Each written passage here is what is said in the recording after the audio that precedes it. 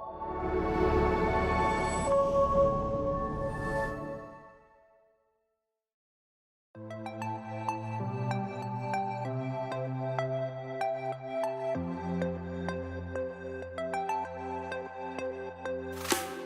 very passionate about art and mental health.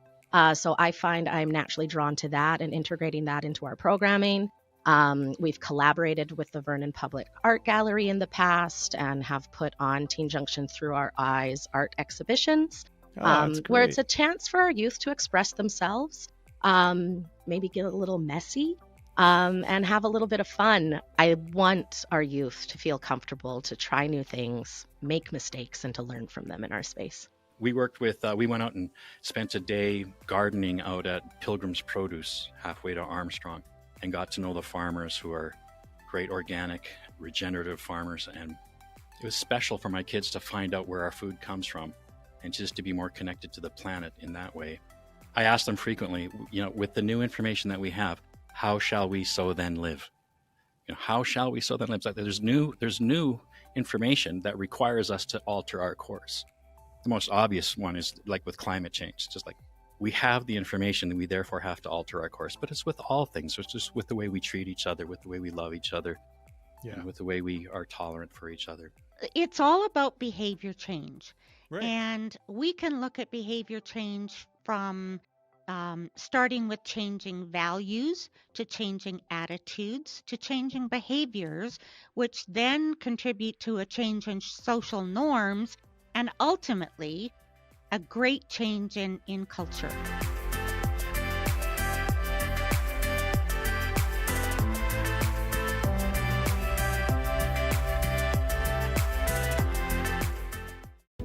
Hi, I'm Sue.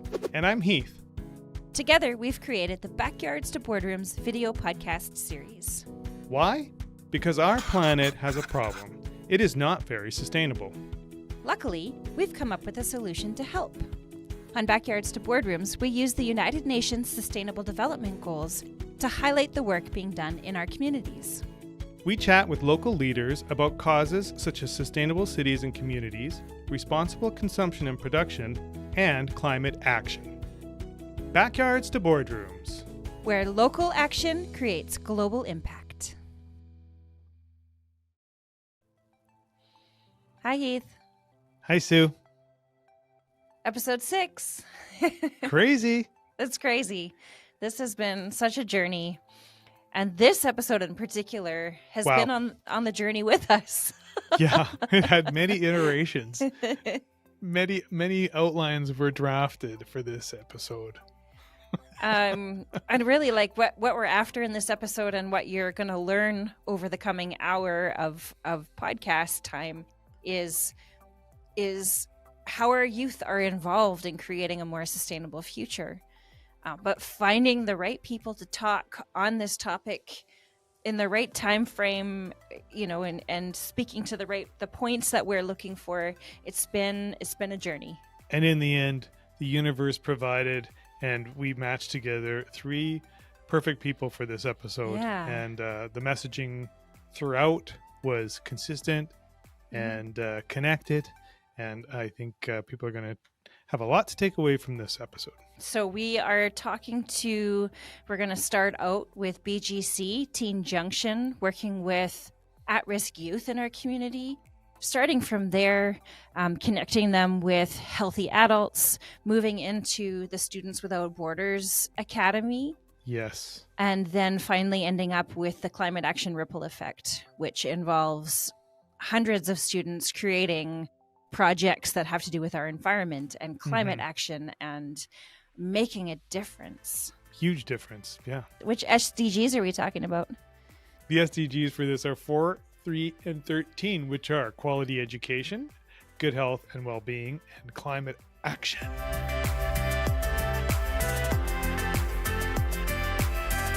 So Sarah, welcome to our show, to this episode. This is Sarah Isaac from Teen Junction, which is through the Boys and Girls Club of the Okanagan. And, sorry? easier to call it BGC. So we've actually made a Oh. rebanding shift. So Oh, it'll be okay. easier to say even at just Okay. BGC. I will do that rather than. So you don't. That is the acronym, but you don't actually say it. BGC. Yeah. Okay. It's it's going to be our legal name soon. So the Oh, reality is okay. boys and girls is a little too specific, and so Aha. in the times of change, That's right. It's a but bit then old we were a school. little bit worried about dropping the name completely, as it's been around for 65 years. But we are an agency of change and growth, so we prefer to go as BGC now. It represents our participants and our staff better. Yeah, that makes perfect sense. Welcome, Sarah, to our Welcome, episode. Sarah. We're excited about talking about educating our youth, and you've got a lot of very interesting things to contribute to this conversation. So we look forward to hearing about Teen Junction and what you do there. Well, thanks for having me. I appreciate the invite. So let's kick off, Sarah. Maybe if you could give us a little self-introduction and then dive into why the work that you do is so important. Yeah, absolutely. So I have been in my position at Teen Junction now for just over 6 years. I happily joined the agency back in the summer of 2016, where I did work with some of our little kids for quite some time, but knew my end goal was always going to be working with youth. I've just always had a big passion for rooting for those underdogs, giving those kids the opportunity to have a space to come and be. I think when people think about supporting kids, it's easy for us to picture the little ones, and they're cute and they're adorable, and sometimes teenagers, they can be a little bit loud and maybe a little stinky, and so they can be a little bit scary sometimes. But I love them. We love our teens. Yes, we do. Yes, we do. Yeah. So from the perspective of sustainable development goals and creating a more sustainable, healthy society, where do you see the problem? What is the problem that you're trying to solve? Yeah, absolutely. I think right now, many youth are just kind of struggling to fit in, to find their place. We do have a wide spectrum of individuals that do access our program. Some are literally just looking for a place to be, a place to make friends, connect with their peers, and to get the opportunity to connect with healthy adults. Some of our youth are accessing our space to learn about different life skills. And then, of course, that access to life essentials as well. So food, shower, laundry, toothbrush, toothpaste, kind of those things that we all really love to have at home. But maybe for some reason, our youth don't have the opportunity to access that as easily as the rest of us. And so our goal is to just be there to support our youth through whatever walk in life they're in. We're not there to judge. We're there to help, support, give other options, other ideas. Our goal is to make sure that they're not engaging in that gang involvement, risky life choices like experimenting with drugs or alcohol. Some of our youth are experiencing homelessness, having breakdowns happening at home. And so what our goal at Teen Junction is to just provide them with another option, a place to be, and get connected to any sort of support and assistance that we can. Yeah.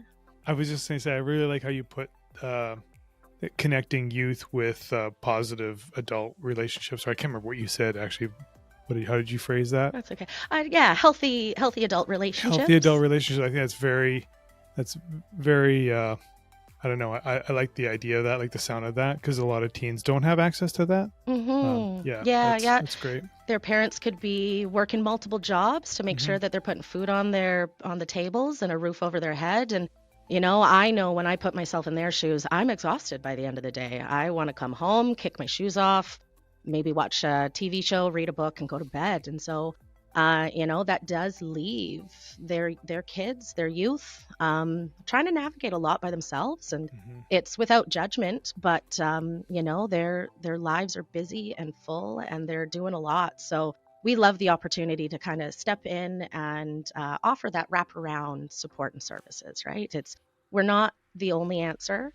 But we are there to help as best we can, right? Support and balance off of their families. Yeah, I love that. And we've talked about already on this podcast the concept of the community hug. Yeah. Bringing them Yeah. into the hug, giving them access to resources. Yeah. Can you tie in the concept of education and how education plays a role in what you do?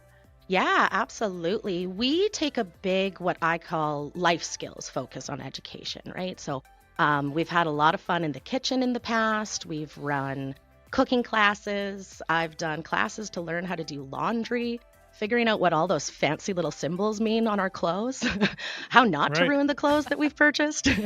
And a lot of mindfulness as well, a lot of education on self, how to regulate your own emotions, how to understand where they're coming from, how to express them in a healthy manner, navigating those healthy relationships or maybe not so healthy relationships, how to navigate putting up boundaries. What's that going to look like? What's that going to feel like? How are we going to react if somebody is going to get upset over the boundaries that we're putting into place?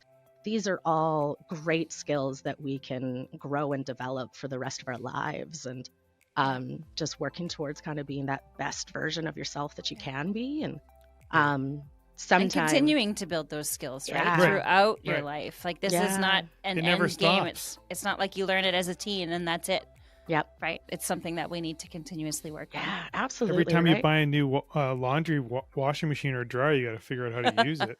Mhm. It has New 10 more symbols. knobs or buttons or options or choices or Yeah. Yeah, figuring what's that sound? Yeah.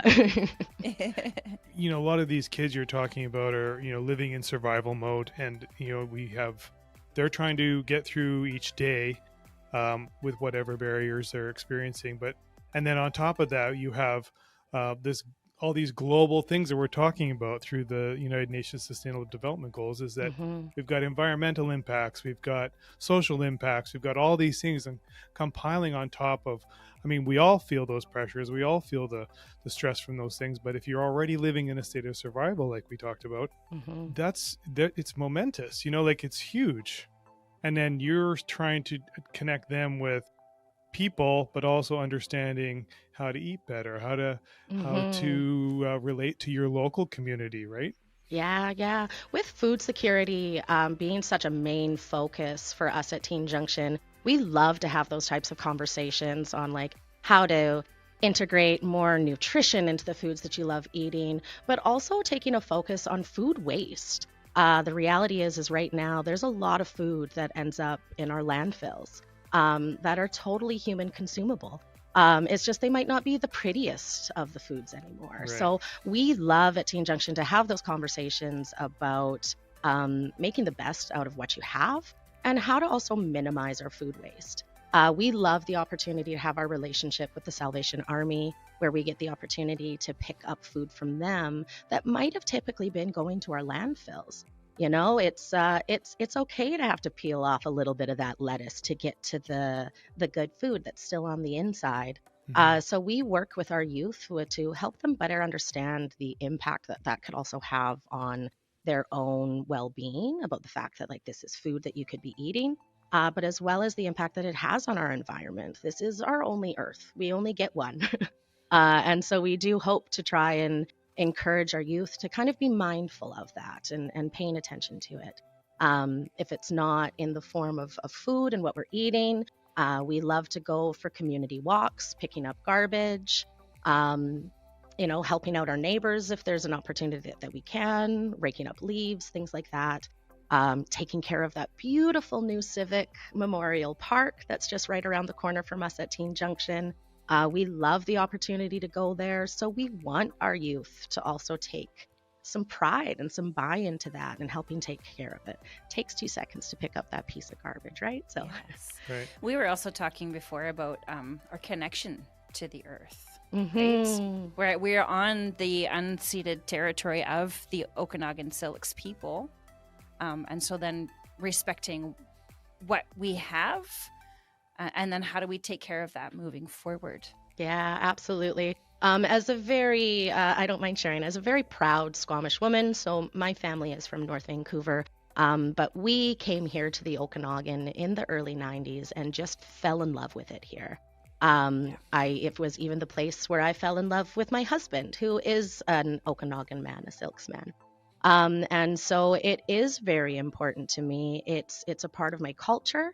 And I'm very proud to be able to do my best to integrate that into our programming, allowing our Indigenous youth to feel seen in our program spaces. So by integrating some of that culture, for me, it's also teaching them how to find their own passion and their own love for the earth. You don't have to be Indigenous to take care of our Mother Earth, right? It is our provider. It's what gives us our food and our place to live. And it is going to take a team. And so I find it really exciting when I get the chance to have those types of conversations with our youth and integrating that into our space and talking to them about how it is that we can help each other and lift each other up and take care of everyone. And that includes our earth.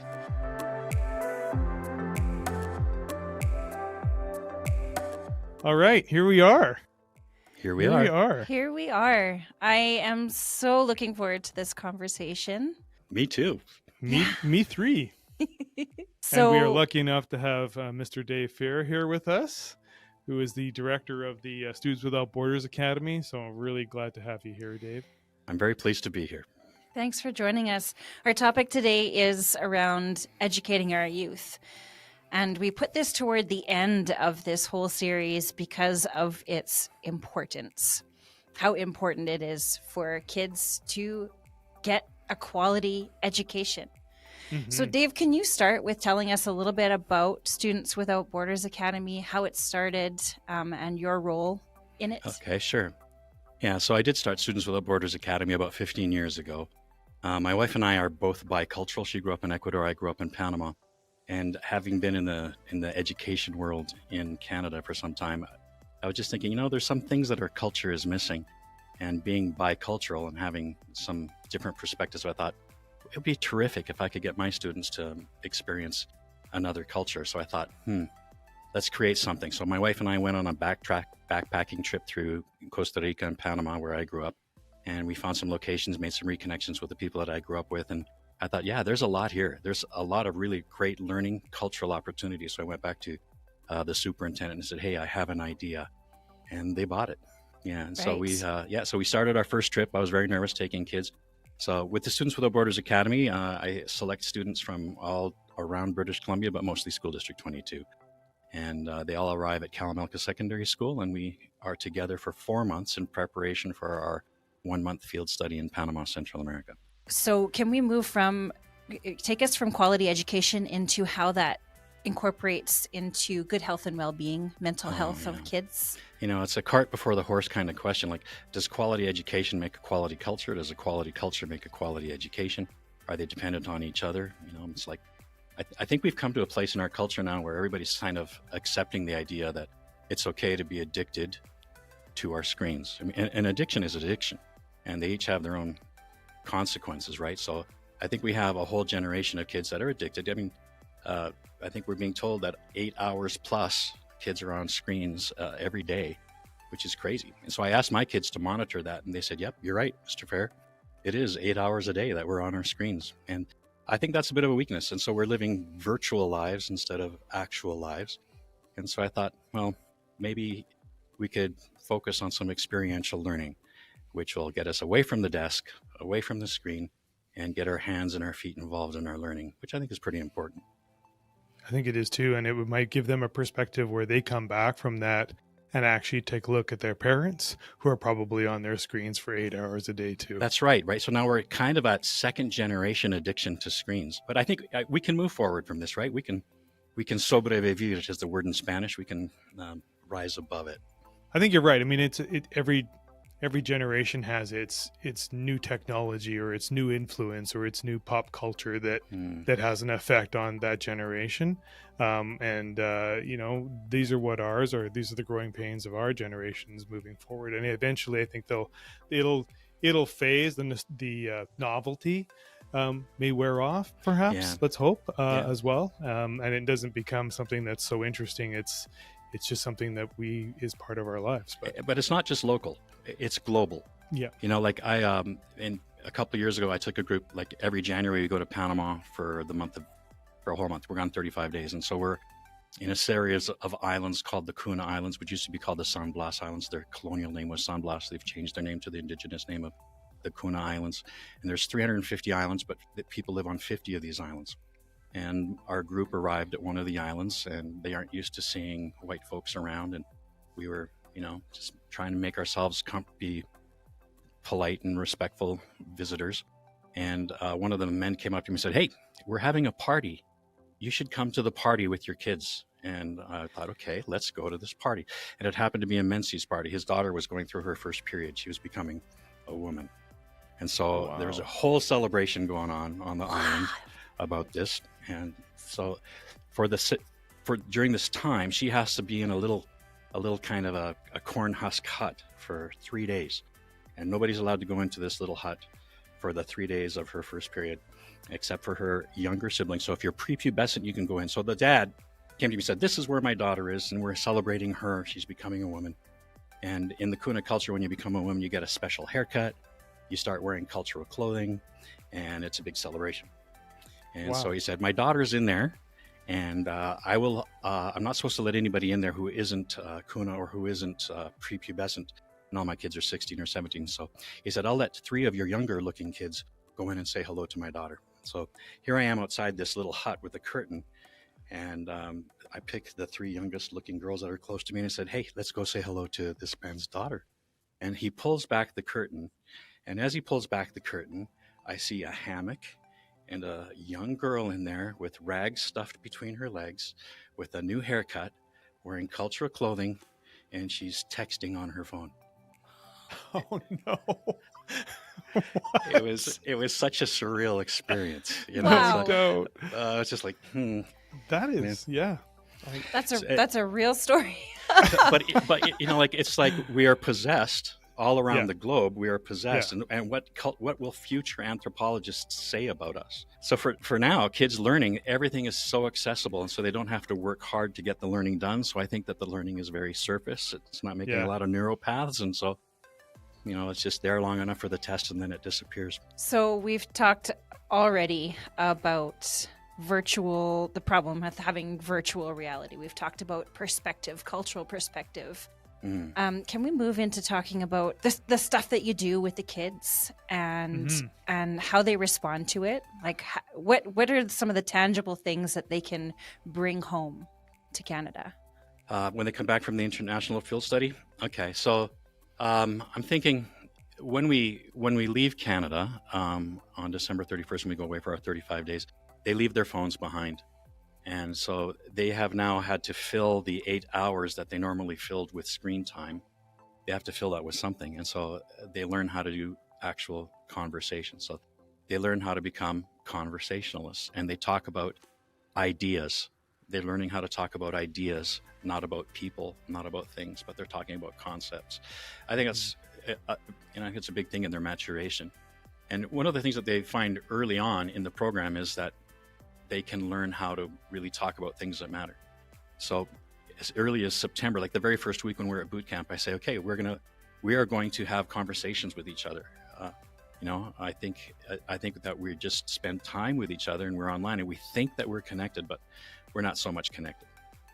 And so I will put them into groups of 2 and I'll say, you're going to speak with each other. And I give them a list of questions to talk about. And I ask them to begin by talking about their life story. They have to tell their life story to each other. They're strangers at this point, right? Right. And I say, and you can't talk to anybody else but this person for 1 hour. And they all think, oh no, what am I going to do? How can I do this? And then after they come back after the 1 hour, they're all so amazed and they're all so supercharged. And they all realize that there are other levels and it's just so easy. And there's so many things that connect us rather than divide us. And I think when you spend time, you invest in people and you earn the right to be a friend by having ears for someone and seeing them in a new way. Yeah, super tangible. That's a super tangible skill to come back with, to be able to connect. Yeah, with and I think another every person. 18-year-old should know how to talk to adults, right? Yeah. And Yeah. we compartmentalize everything. You know, when we have a school dance, the grade 9 kids hang out with the grade 9 kids, the grade 10 kids. And if there's too many grade 9 or 10 kids, the grade 11, 12 kids aren't going to come to that dance. Everything's compartmentalized. Now, we'll go to a dance in Panama where they're dancing their typical two-step with, you know, an accordion and a guitar and a bass drum and a bass. And it's just hilarious to see because there's grandpas dancing with grandkids and every Right. age of adult dancing with every age of kid, and everybody is just free and enjoys that. You never see that kind of intergenerational thing here.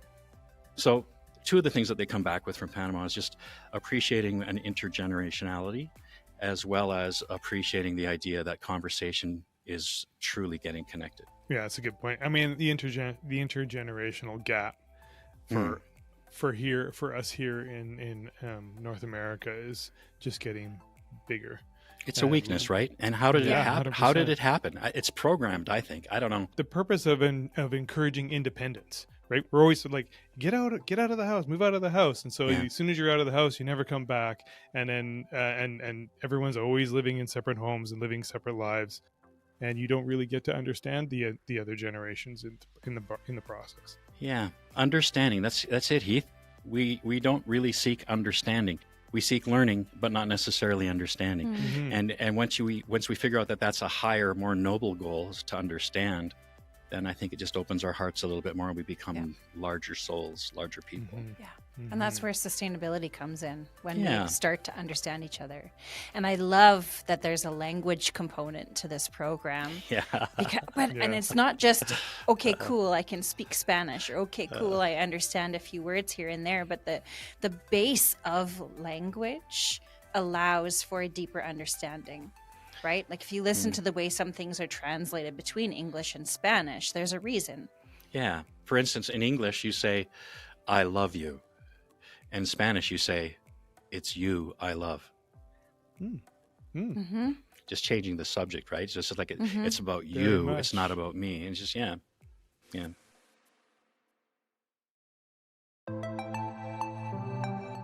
And we have a great guest today, Joanne DeVries. She is the CEO and founder of the Fresh Outlook Foundation. And I'm excited to have you here with us, Joanne, to talk about C.A.R.E and a bunch of other incredible projects you've been working on. So, tell us about yourself, how you got started on this journey, and about your organization. Well, thanks so much for inviting me to participate. This is great, and I love what you're doing. My focus on sustainability issues really began with my career of 30 years as a public outreach and engagement specialist to local governments throughout BC. And so I was responsible for working with these local governments on sustainability projects like water and wastewater planning, solid waste, energy efficiency, air quality, and capital projects that involved any of those sustainability related aspects. After about 15 years of that, I really noticed that the public, which I was invested in connecting with through my consulting work, they really believed that government should solve all our problems. And that's not only unrealistic, it's unfair. Governments don't have the human or financial resources to do that.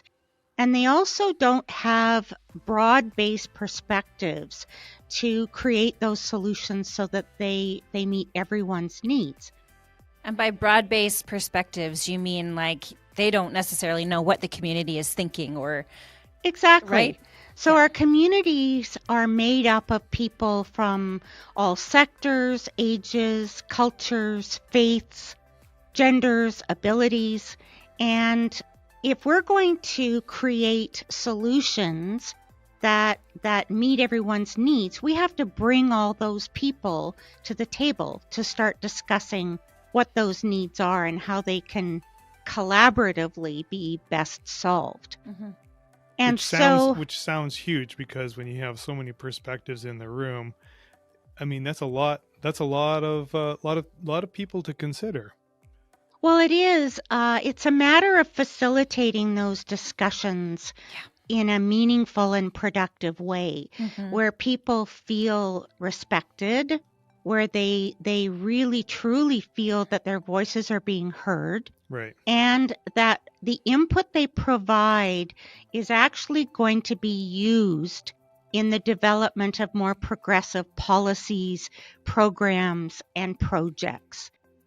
And so my role as founder and CEO of the Fresh Outlook Foundation was to expand those conversations between what at that point were people from the public in general and local government, to include people from, as I say, all of those other walks of life. The format we use is that we take people from information to inspiration, then to innovation, collaboration, mobilization, and celebration.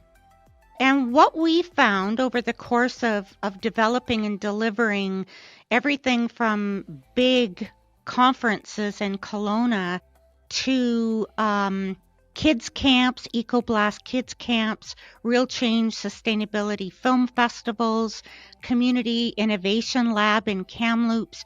Throughout all of those, what we learned is that you only need to provide a base level of understanding to bring people into the conversation at the same level. So that's where the next step comes in, and that's inspiration. And the way we do that is through emotional engagement. That is a premise of behavior change theory and practice. And the best way we have found to do that is through success stories. People learn that the challenges that we face in Vernon, for example, have been addressed by people in other communities. That gives them hope. It gives them ideas for how those solutions can be customized in our area. And it starts them thinking about how perhaps they can connect with other people. And that is the next stage, which is innovation through collaboration. What that does is when you have people who are informed, they're inspired, they're innovating in collaboration with other people in the community, then they mobilize those actions based on the connections they've made, the research they've done. And then once that is all accomplished, then they celebrate success. And it sounds like a short, linear process, but it's not. Yeah. It is a longer process, that it's a cycle of integrating all of those different things and researching how they can best work in your community. And then you have a really broad-based movement in the making. It all comes back to human connection, right? How we connect with each other, how we can trust each other. Can we shift this conversation just a little bit to speaking about how we're bringing kids, our youth, into this picture? Climate Action Ripple Effect is the C.A.R.E project, and that involves youth in our community. And I imagine they go through this exact same process, the information, inspiration, innovation, collaboration, mobilization and celebration.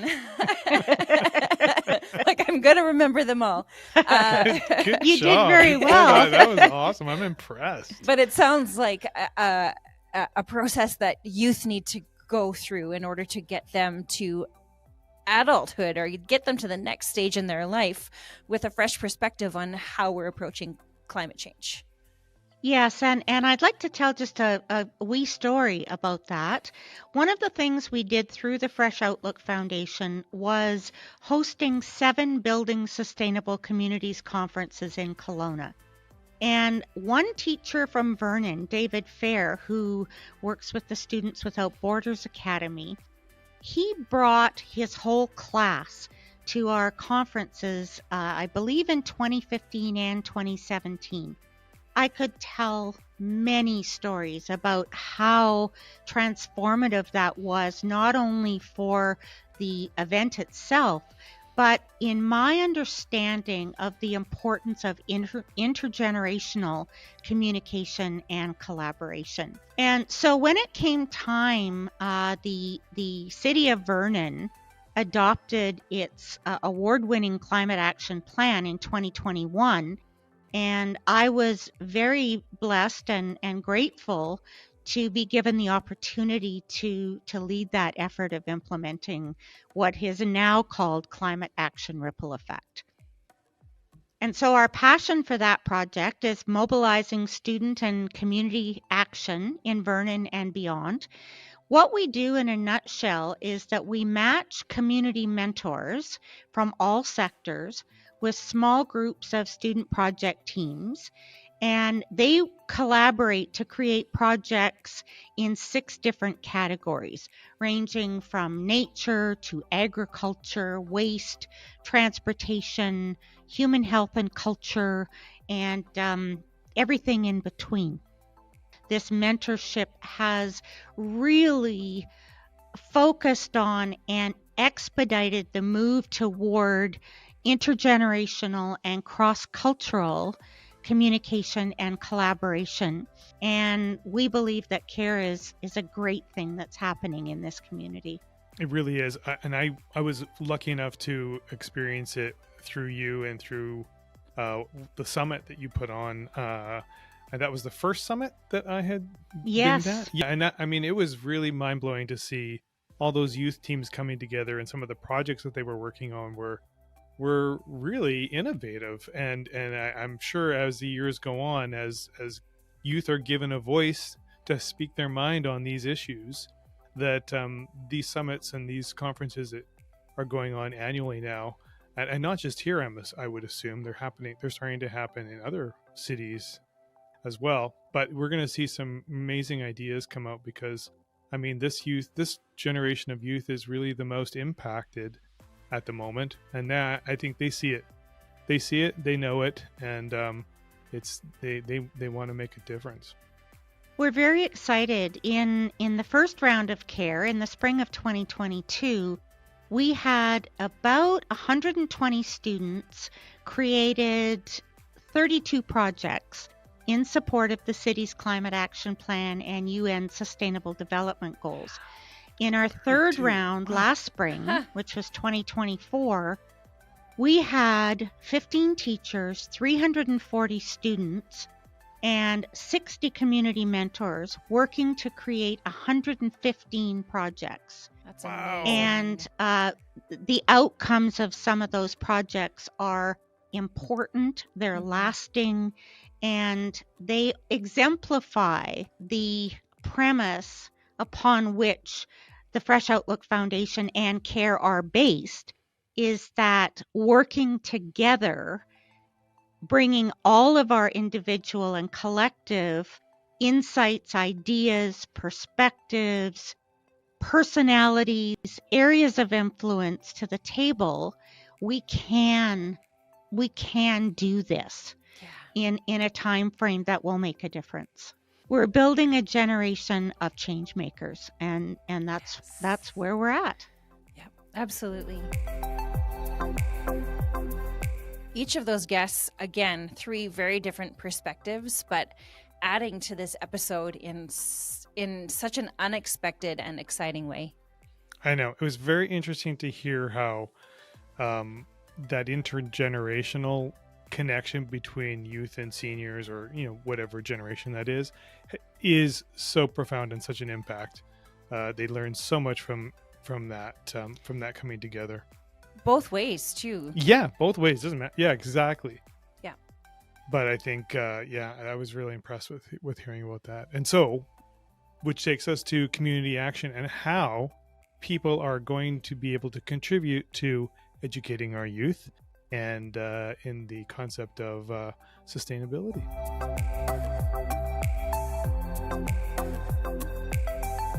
How can we be involved as a community?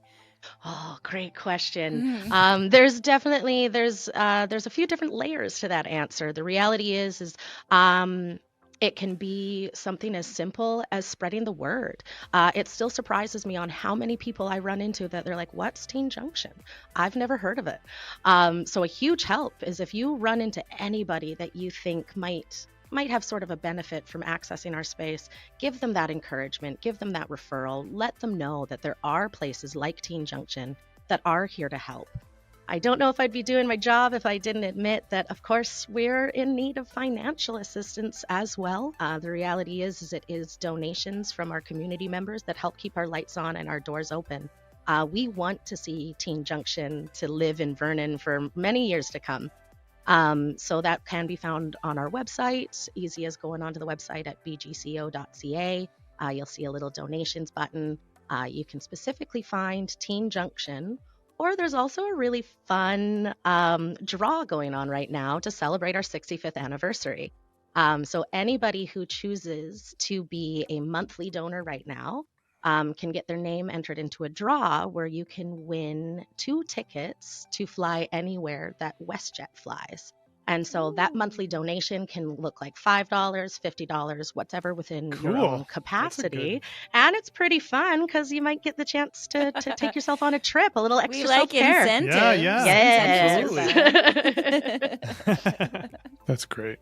That's great. I'm wondering if you have any specific stories or a success story where you've seen that aha moment with where you've seen the perspective shift to go, okay, I do belong here. Yeah, absolutely. I definitely can picture quite a few different people, but one story that really sticks out to me was meeting this individual throughout the pandemic. So the reality is my goodness, COVID hit, the world kind of got shooken upside down, and we met this very vulnerable individual in active street entrenchment, active addiction, and really struggling. They were very disconnected from their family and needless to say struggling. And so what I had the really beautiful opportunity was to allow this person to know that there was somebody in their corner that cared, that I was going to care about this person even if they were using drugs, that they still held value to me. And I'm very, very proud of this person. Because as of right now, they are a year sober.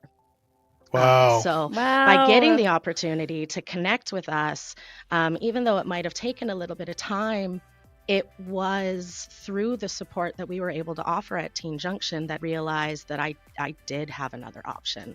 That Right. having that, knowing, they even told it to me, knowing that I had that one person in my corner cheering me on and just caring about me sometimes was drive to stay alive that day. And so those are the moments, those are the people and the stories that really keep me going. They help motivate me to keep showing up every day to work and doing my best to also stay that positive light in their corner as well.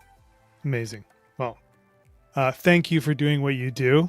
And we're very, very lucky to have Teen Junction in our community because you play a vital role for sure. So thank you. Thank you so much. Thank you for You're having me welcome. today.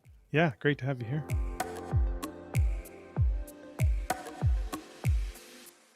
We could probably talk for hours about all of the cool things that you do and all of the cool things that can be learned and understood through the program. But today, I really want to get to how the community can participate. How our community can participate.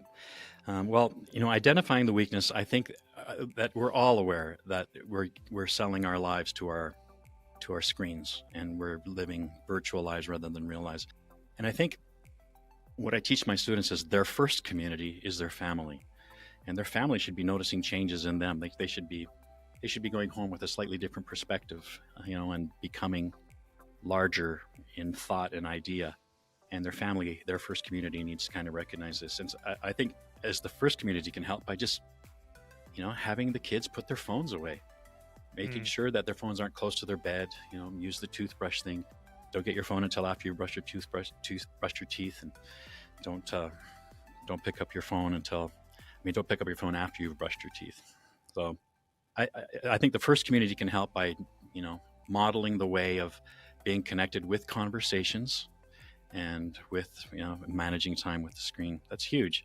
As far as the overall community, like for instance Vernon, Vernon has been helpful in trying to get youth involved in the C.A.R.E conference, like the Climate Action Ripple Effect Conference. Quite frequently we raise funds and we go door to door and ask folks, hey, can you help us out? We're working with the Turtle Conservancy in Panama.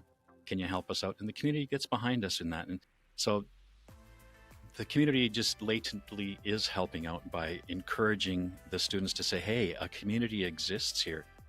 We don't really think of Vernon, I think, as a real community. It's just a place. But there are people who live and work and play here, and we're like each other, and we have aligned values and visions. And the more that we can be intergenerational, the better. It's hard. Our schools do a decent job at educating the mind, working with the head, but we're having difficulty educating the hands, getting people out doing things. So whenever we can out volunteer and do things with other groups, NGOs, or just regular businesses, getting involved. And so if the community can think of ways to involve students, contact Students Without Borders, contact other student groups, there are ways to get volunteers out and get us working with them.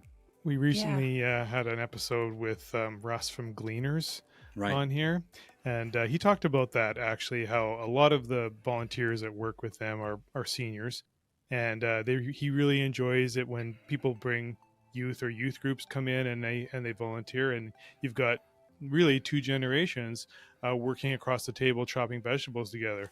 And I was like, that's a really cool thing, and that's right here. So you're right, there are places where we can participate in those kind of environments, and they're not really everywhere, but they're here if we can find them. And I think learning becomes a lot more sticky. I think it's the word, when you move from that theoretical into the experiential space. When you say sticky, you mean it sticks with you? Yeah. Yeah. Yeah, like a fly trap. Like it sticks on there and then you're like, it's stuck. I know, yeah. So like one of the things, when we're getting close to the end of the program and students have really grown to love each other, they take care of each other, and they do have a special kind of bond that's different and unique. And when they leave Panama, they just go their own ways again. It's saying goodbye, and it's a sad time. But the conversation then becomes, what are we going to make stick with us, to use your word? What are we going to refuse to let go of? What perspective are we going to make sure that we weave into the fabric of our lives that might become the fabric of our families' lives, and in turn might become part of a somewhat changed culture? It's a great message. Do you have anything else that you really wanted to say? Anything else that you really want to communicate through this podcast? Well, I'm really proud of my students for stepping out of the box. I'm proud of the parents for saying, I will loan you my child for 5 months to see what we can do and to see where we can go. I make the students memorize a poem in Spanish from Antonio Machado, from Spain, Spanish poet. It's called Caminante, which means wayfinder or traveler. And the poem is, Caminante son tus huellas el camino y nada más, no hay camino así camino al andar. And it goes on from there. But essentially what it's saying is, you make the way by walking. And, you have to do the work. You just have to do the walking. And it's not just about doing the reading. It's about putting it into practice and finding a way to be functional with our education. If we want to fix what's weak in our culture, we have to do the work. And I think we all can identify that virtual living isn't really living at all. If you're giving away 8 hours of your life to a screen, that's shortening your life by a third. Nobody would do that on purpose, but we are. Students Without Borders Academy. Find out who we are at swba.ca. I really liked having you here today, and the whole episode is going to be very interesting. I can't wait to hear the whole thing. So thanks for coming. Thank you.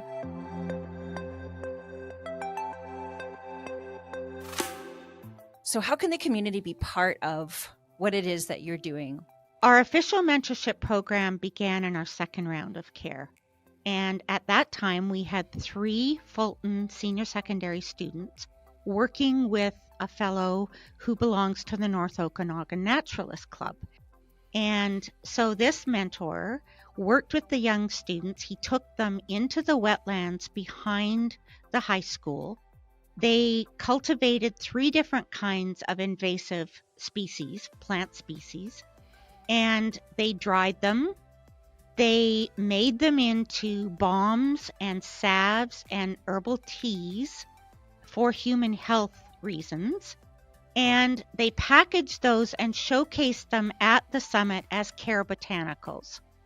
To this Wow. day, both the students and Norbert Martens, who was the mentor, rave about the relationships that they built and the impact that it had on their lives. Amazing. Another example is the project that was conducted by 4 young women in collaboration with a social worker from Kelowna. Now, we all think that to contribute to climate action, we have to be scientists or engineers or policymakers or activists, and really nothing could be further from the truth. These 4 young women were interested in climate anxiety, and so they worked with this social worker. They went into grade 4 and grade 7 classrooms in School District 22. They talked to the students about climate anxiety, and they did a survey which informed them and the teachers about how the students were feeling about that and what could be done to change that. So that is a really human health related aspect of how mentorship can work and the community engagement involved in that. And the last one I'll use is the winning team from 2024 called Transit for Teens. The mentor for those 2 grade 10 students was Mary Stockdale, UBCO professor, local climate activist, and award winner. And she helped them develop a proposal for free under 18 transit in our community. These students developed their pitch. They made their pitch to City Council, to the school board, to the MLA, to the provincial ministers of transportation, and the Minister of Environment and Climate Strategy. And their project was influential in having the Union of BC Municipalities endorse free under 18 transit throughout BC. So that is the example of how progressive, how impactful, how exciting community engagement can be. Mm-hmm. And just another example of how we need mentors who are looking at this from a whole bunch of different perspectives. So you can be an engineer and be a mentor. That is amazing. Or you can be someone who has been interested in climate action for decades and has an area of interest in wetlands, for example. It's and everything in between. So we really encourage people to step up to our plate. We have expanded into Kelowna this year, and we are working on expanding C.A.R.E into other areas in the Okanagan and throughout BC. Amazing. And people need to come. The public can come to this conference, right? To this summit and see what the students have put together. Yes. And that's amazing too. I think people need to watch for this and come and see what youth are doing and what they're learning and what they're presenting. Come and see what is going on in our schools and the programs that the youth are working on, because it's going to change your perspective.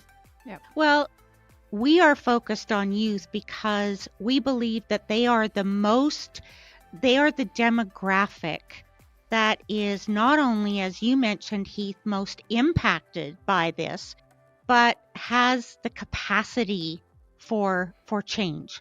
And so while we're looking at youth being a very key demographic for all this important change, we are also wanting to bring everyone else along with them. And so that's why we had a community climate expo last year, the night before the summit. And what we're doing this year is we're combining those events so that we will have a truly community-based celebration of climate action in Vernon and area.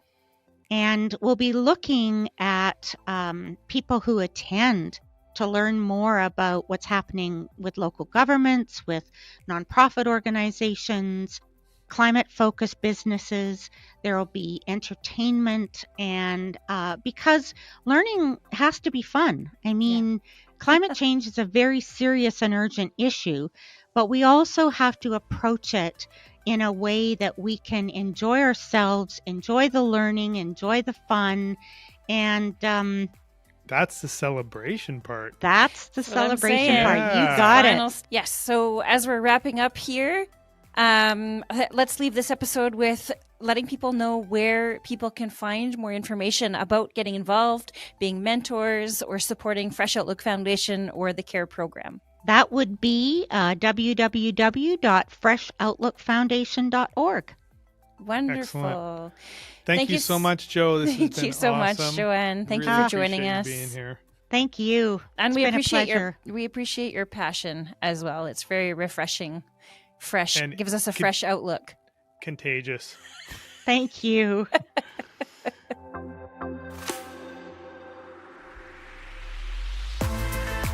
Heath, I had such a hard time editing all three of those interviews because they all had some amazing experience and things to say about how they are helping build the youth in our community and having the youth contribute to a greater future. Yeah, it's a bit overwhelming. I mean, especially when we have youth. I mean, we're parents. Our children are youths at the moment, and they are experiencing the world with a very different lens than what you and I experienced it Right. through. And I am so grateful that there are people, adults out there, that are collaborating, working with youth, bringing them into the conversation, pushing them into leadership roles, and getting their perspective on everything, because you know they're impacted, and it's amazing to see how this will help, not only in a global sense, but as an individuals and through mental health and their ability to contribute. Yeah. Yeah. One thing that I noticed, we're bringing up mental health, and mental health has shown up in every single episode. One thing, though, that I noticed in all three of our pre-interview conversations with all three of these guests, the one thing that was brought up in all three is how emotions show up, how emotions have an impact on our actions and our reactions and our ability to change the future. Right.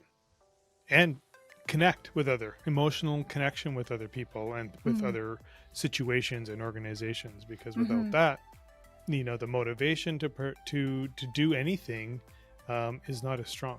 So it's really important, especially youth these days with their connection to technology, their ability to pick up their phone or to jump on their games and connect with their friends online.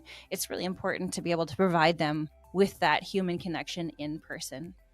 Absolutely. And so all three of these organizations really highlighted that for me, and I thought that was super important. And this episode ended up exactly where it needed to in our little series. Yep, sure did. Yeah.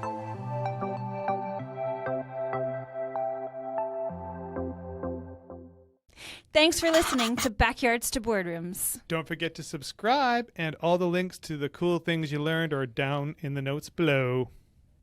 Bye. Bye.